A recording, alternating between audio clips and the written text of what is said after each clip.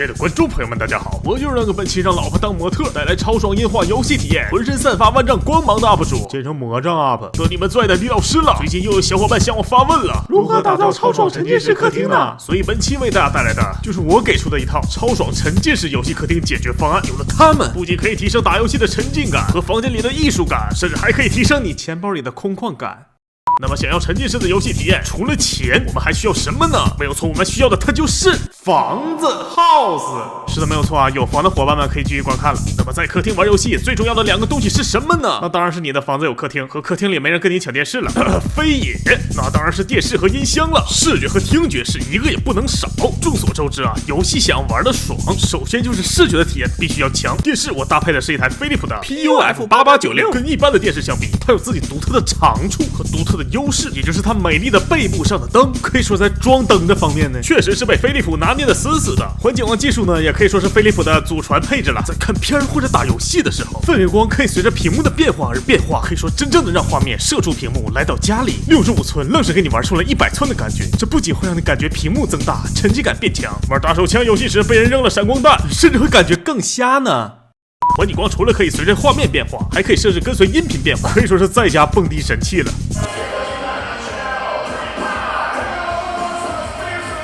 环景光其实还有一个优势，也就是在暗环境当中，如果没有环境光，电视和背景会有非常大的明暗差，就会非常的容易引起视觉疲劳。长时间的这么搞下去，就很容易解决你嫌自己瞎的比较慢的问题。而有了环境光，可以有效的缓和屏幕的内和外，减少你视觉的疲劳。当然，被扔闪光弹除外。配置方面，它支持 4K 120，有 HDMI 2.1 接口，还有 VRR 自适应可变刷新率，支持次世代主机毫无压力。画面那是必须无卡顿无撕裂，并且延迟是超级的低，绝对不会发生游戏不跟手的低级问题。你的菜也再也不能怪电视了。那么想要玩游戏沉浸，除了视觉的体验，很多人最容易忽视的是什么呢？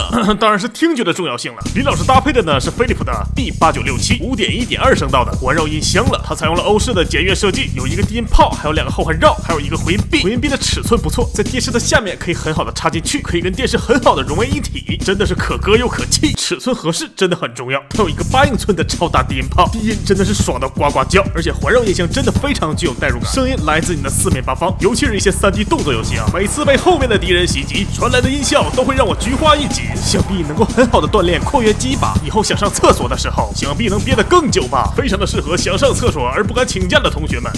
但这要是玩恐怖游戏，也绝对可以增加你害怕的情绪，非常的利好需要力量排毒的人士，这样还可以有效的节省你家里的水资源呢。我的意思是不敢喝太多水，因为怕总去厕所。音箱的最大峰值功率呢是780瓦，除了低频，高中频也非常的令人满意。玩游戏可真的是爽他妈哭爽，爽死了！给你们听听啊。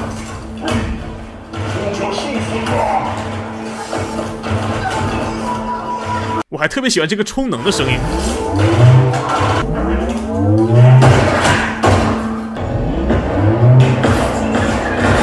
另外我还喜欢的一点呢，就是低音炮和后环绕除了需要连接电源，就不需要别的线来连接了，这样也能有效的避免客厅的凌乱。它们是通过2.4 吉赫兹连接的，而且无需手动连接，插上电源就是自动连，这点就非常的人性化。